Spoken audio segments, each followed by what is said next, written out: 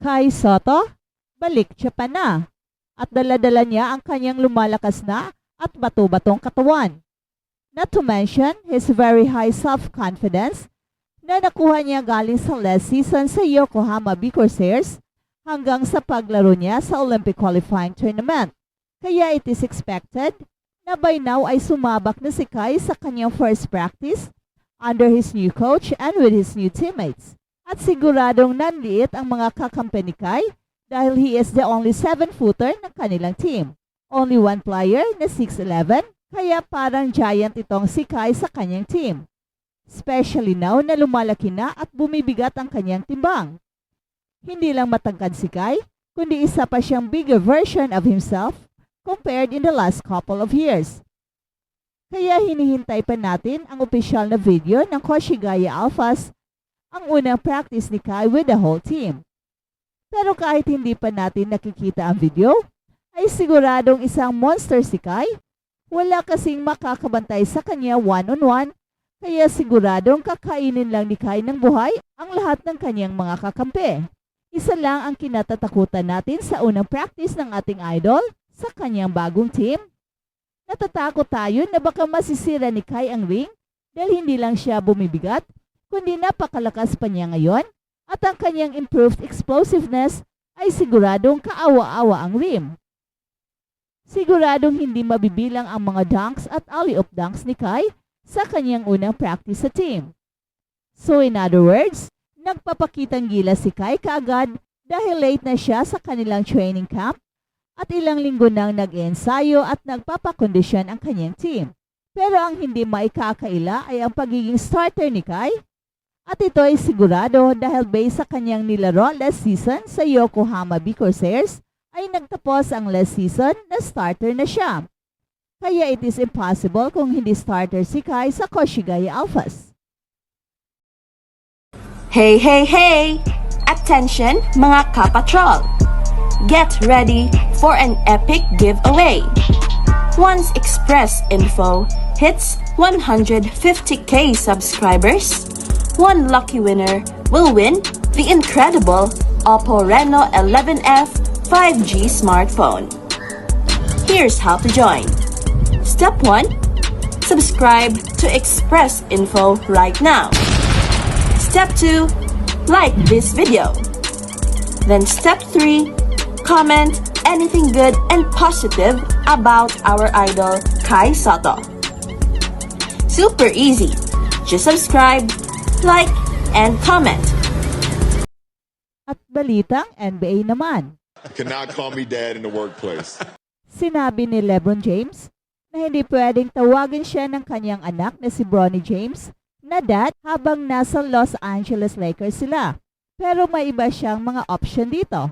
Ang amang si LeBron James ay papasok na sa kanyang ika-21 years sa NBA at ang unang season na makakasama niya ang kanyang anak at matagal nang sinabi nitong si King James na isa sa kanyang mga layunin ay ang maglaro kasama ang kanyang anak na si Bronny sa NBA.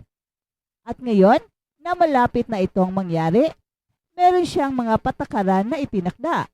Sa pag-uusap niya sa The Shop, ang palabas na co-produce niya, sinabi ng NBA legend na hindi pwedeng tawagin siya ng kanyang anak na dad habang sila ay nasa court. No, he can't. We already laid that down. Once we leave out of the practice facility and the gates close, I could be dad again. In the car, if we ride together, at home, I could be dad. No, he got to call me 2 to 3 or Bron or GOAT, greatest of all time, if he wants to. It's up to him. I mean, it's up to him. Yan ang sabi ni LeBron James. The transition will be much easier for the father than it will be for the son. It's easier for me because I've been calling him Bronny for so long. It's not like I've been, hey son, hey son. So it's easy for me. It's gonna be an adjustment for him. Dagdag pa ni LeBron James. We cannot be running down the court and he'd be like, Dad, push the ball. Dad, I'm open. Dad, come on. Pahayag pa ni LeBron James. At ang Los Angeles Lakers has Media Day on September 30 at magsisimula ang kanilang training camp sa October 1. And the Los Angeles Lakers begin their preseason on October 4 laban ng Minnesota Timberwolves and will face again the Wolves in the regular season opener on October 22. Habang si Anthony Edwards tumutulo na sa kanyang pagpakondisyon para sa papalapit na NBA season. Nag-post sa Instagram itong si Anthony Edwards ng mga photos niya habang nasa gym, hinahasa na ang kanyang jumpers. At umani agad ang post na ito ng higit 88,000 likes. Bukod sa kanyang shoot-around, may mga close-up sa sapatos ni Ant-Man, ang Adidas One Mural Low. Nilagyan ng Minnesota Timberwolves All-Star Guard ang larawan ng caption na, "I love this." So ano kaya ang tinutukoy ni Ant-Man? Ang kanyang bagong sapatos kaya? O ang kanyang mga mabangis na tira sa kanyang balik practice sa Wolf? O ang dalawa? Well, alin man doon, isa sa mga nag-comment ang kamador ng Atlanta Hawks na si Trae Young. "Keep going, Killa," sabi pa ni Trae Young. At sina Karl Anthony Towns at Anthony Edwards ang pangunahing pangil ng Timberwolves na inaasahang pupukpok muli sa 2024-25 season. Tinapos ni Anthony Edwards ang 2023-24 season sa kanyang outstanding averages na 25.9 points, 5.4 rebounds, 5.1 assists, 1.3 steals. At naging gold medalist na rin siya sa Team USA sa Paris Olympics. At dalubhasang pinuna ni Magic Johnson ang sinabi ni Anthony Edwards na kulang sa skill ang mga dating manlalaro.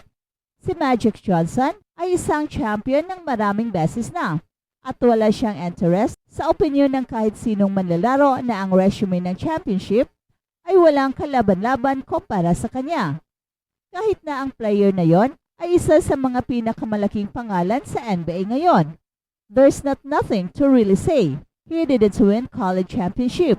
I don't know if he even won a high school championship, sabi ng Los Angeles icon na si Magic Johnson. Well, nanalo din si Anthony Edwards ng state title sa Georgia kasama ang Holy Spirit Preparatory ng Atlanta noong 2018. Ang dalawang beses na NBA All-Star ay nanalo rin ng gintong medalya kasama ang US National Team sa Paris Olympics nitong buwan. Gayunpaman, hindi ito matutumbasan sa listahan ng mga championships na nakamit ni Magic Johnson sa edad na 23 years old. Nanalo siya ng state title sa Michigan kasama ang Everett High noong 1977, isang NCAA championship kasama ang Michigan State noong 1979 at dalawa sa kanyang NBA titles kasama ang Showtime Lakers noong 1980 at 1982.